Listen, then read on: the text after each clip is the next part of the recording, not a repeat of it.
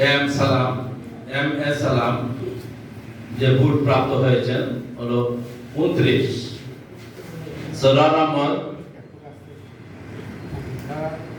ঠিক আছে ঠিক আছে ঠিক আছে ঠিক আছে আপনারা কইয়া দাও কিন্তু তুমি না জয় আপনারা সরার আহমদ 13। সহসভাপতি পদে মোহাম্মদ নুরুল ইসলাম শেখুল 26। অশোক কুমার দাস 27। নজরুল ইসলাম মুহিব 20। যুগ্ম সম্পাদক পদে সৈয়দ বয়তুল আলী 20। S M Mehedi Hasan 26। মোহাম্মদ মাহবুবুর রহমান 24। দপ্তর সম্পাদক পদে আফরোজ আহমদ 25। জনি বেগম 16।